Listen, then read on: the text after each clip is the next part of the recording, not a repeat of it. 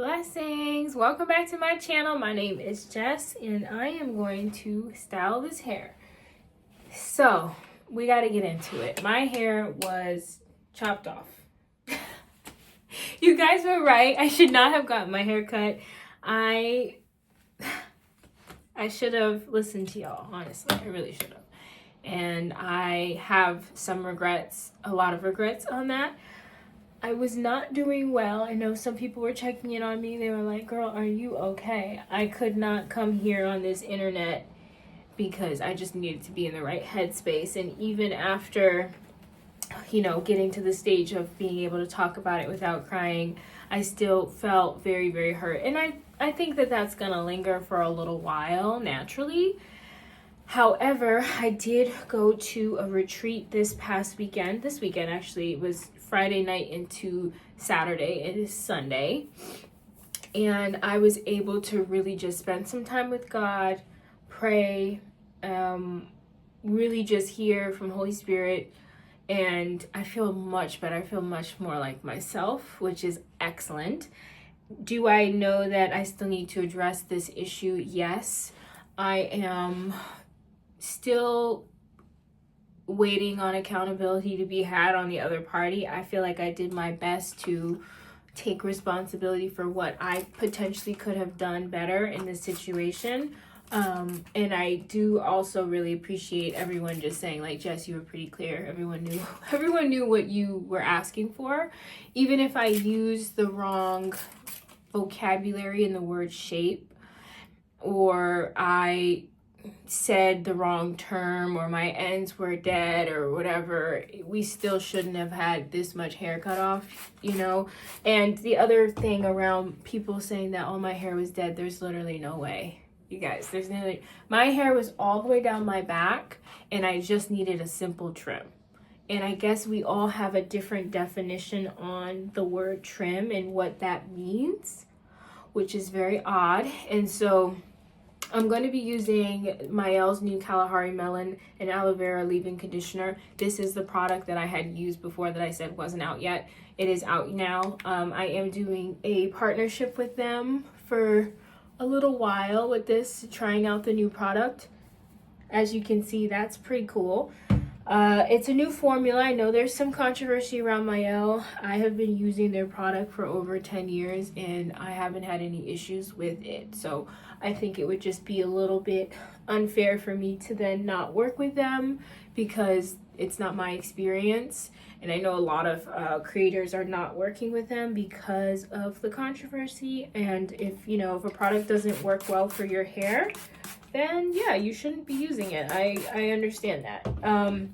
But I also know that correlation and causation are two different things. And so for me, I'm going to stick to the things that I know work for my hair. Now, this formula is much different, smells different, feels different. I've had the product for over a month and some change, and so I have been using it, and yeah, I like it. So anyways, back to this situation around my hair. A lot of people are asking me if I'm still gonna go for a Guinness.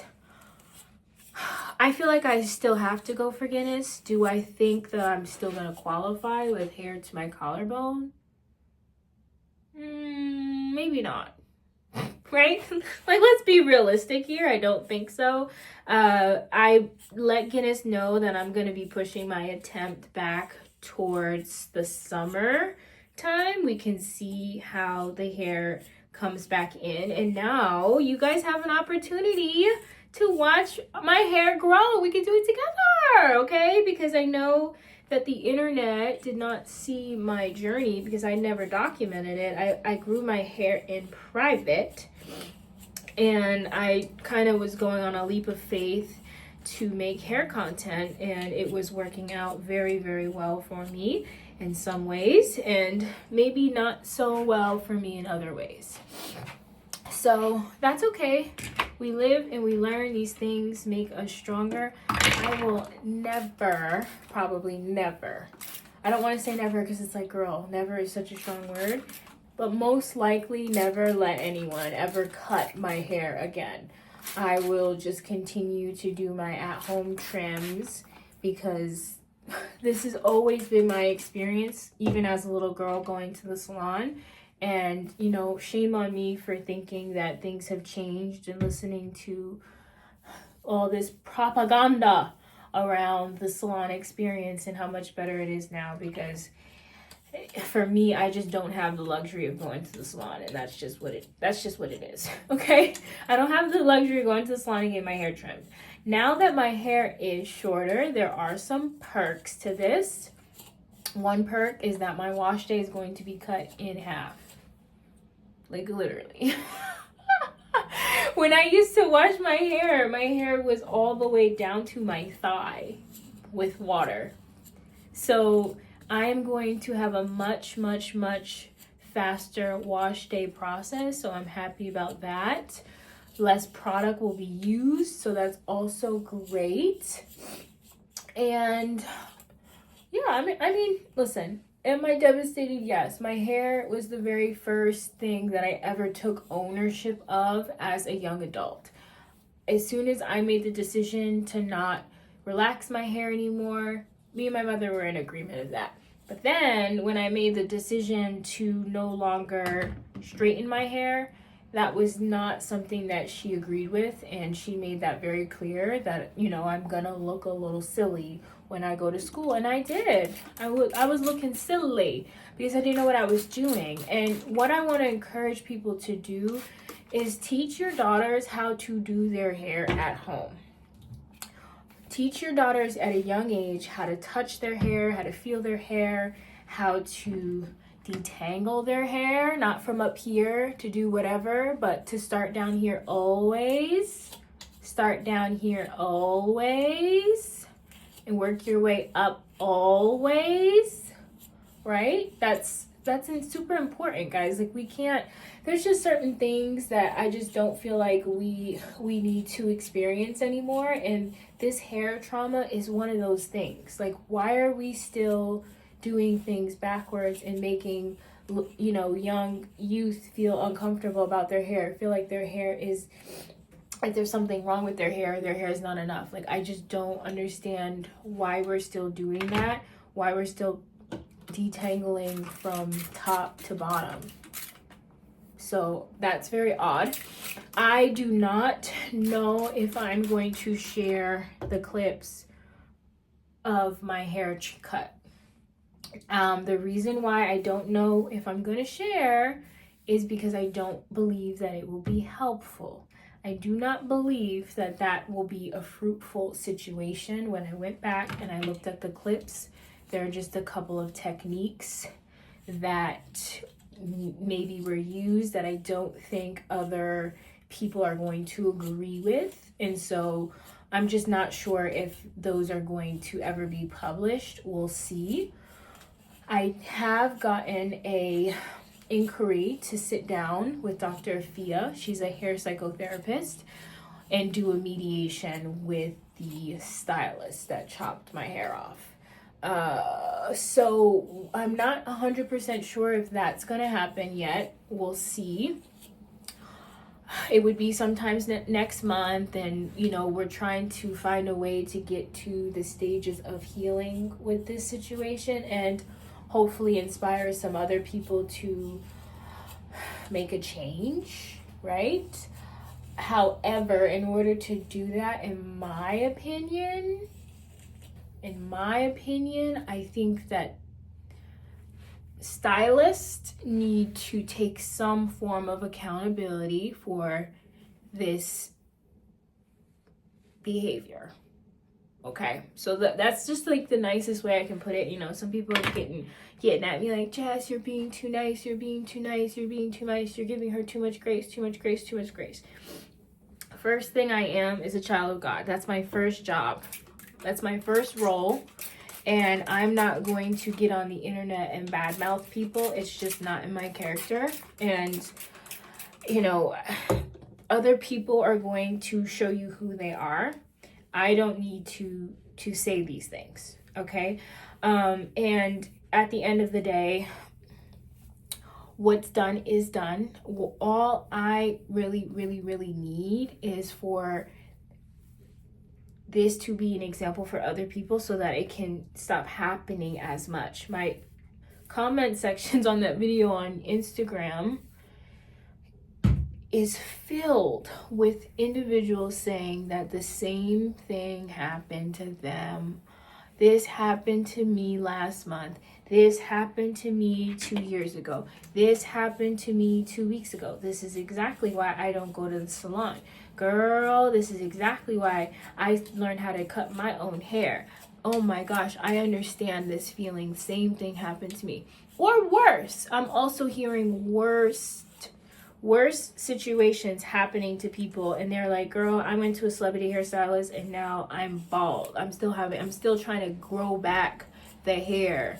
And I think what we need to remember is that I understand that hairstylists are they're artists in a way, and they take their art very seriously and they're very passionate about it, but you're not designing clothes that then go on someone's body.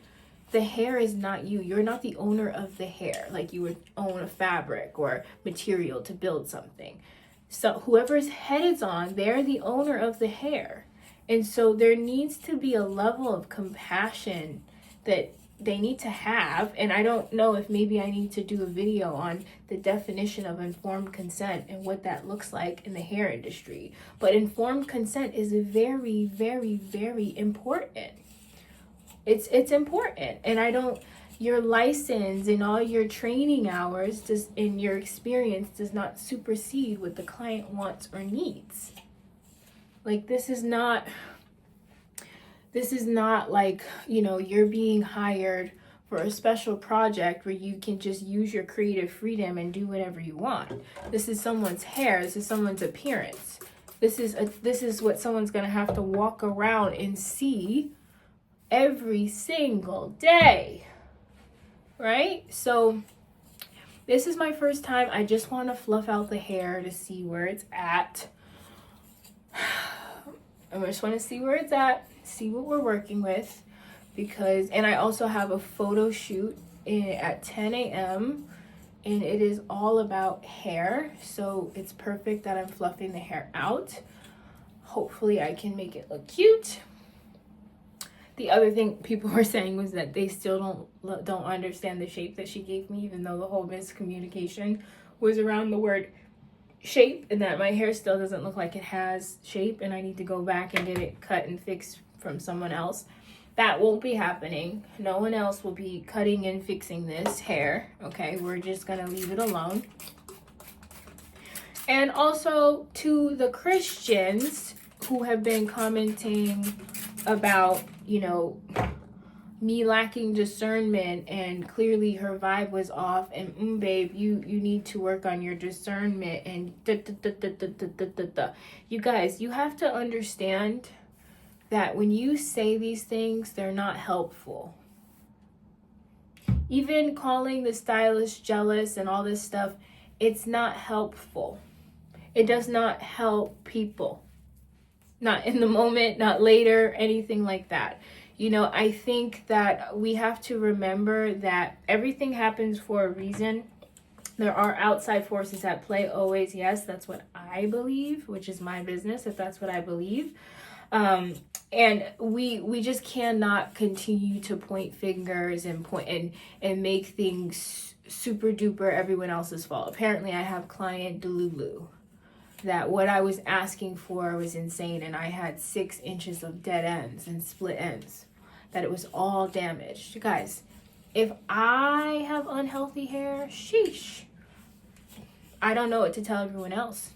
I really don't. If my hair I don't care if my hair was broken up the shaft all the way to my scalp. It's mine, and I like the way it looks, and it's fine. I don't struggle to detangle my hair. I don't struggle to style it. I don't think it looks bad. I never heard of the word shattered. I never heard of the word, what's that other word everyone keeps on saying? Dusting. I don't know what a dusting is, right? And so we need to find a way to really bridge the gap when it comes to the language that we use as a community, because we're all using these words in a way where we assume everyone else understands what we mean. And clearly, we all have different definitions of what these words mean. And that's what's leading to a lot of these issues. Because if you think the word fried means it has to do with, just split ends, and then someone else thinks the word fried is only associated with heat-trained hair, right? A lot of you guys think frizz means dead. You guys think this means dead. You think this means split, and it doesn't. And it also kind of feels a little anti-black, I'm not gonna lie to you, because I choose to wear my hair in an aesthetic that you do not agree with. It all must be dead and unhealthy. I don't know, y'all. I don't know. I think that some people need to just slow their roll and take a look at the mirror and understand that you do not know everything that you're talking about. Stylists need to understand is you might know a lot about hair, but I'm the expert in my hair. I know how I want it. I know how I like it. And if you are not comfortable with what I'm asking you to do, then decline my service. Decline servicing people. If you know you like to chop hair off and you cannot sit there and look at whatever you're seeing on your end from your training, then you need to decline the service. I would have much rather be declined service. Guys, I did not pay for that hair appointment. People understand. When I was looking and asking around and getting recommendations about who could help me get the length that, get the shape and length and everything that I wanted for what I was asking for to trim my hair for Guinness, I got a lot of recommendations, and the stylist just wanted to be tagged. That's how you know people don't understand that. Like, if someone wants to work with you, it's not always an exchange of money. Not always. Sometimes it is, but not always. I did tip for the service because I don't believe in free labor. But guys, this is a very well-known stylist in New York City. I didn't just go to anyone. Didn't just let anyone touch my hair. Why would Jess do that? Come on. Why? That doesn't sound like something I would do. There's some pieces back here that I didn't get. Ooh! How are we liking the hair so far? Do we like it?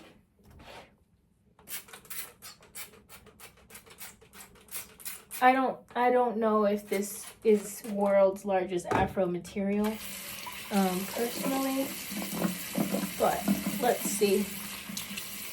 I can always measure it again and see where it's at.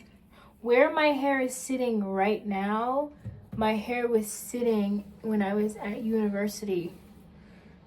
And I've been out of college for many years. I mean, I think she set me back a good 5.5 years, honestly, which is okay. Everything's gonna be okay, guys. I think I might host a couple of workshops, how to advocate for yourself at the salon, so you don't have to be like me. I might also host another event. I want to be able to bring people together to heal from this type of stuff. And I understand it's super exciting and entertaining for some people, but this is my life. And I feel like it's also televised, which is not ideal for me. It kind of sucks. I don't always like that. Everyone sees what you're going through. So it's hard. Okay.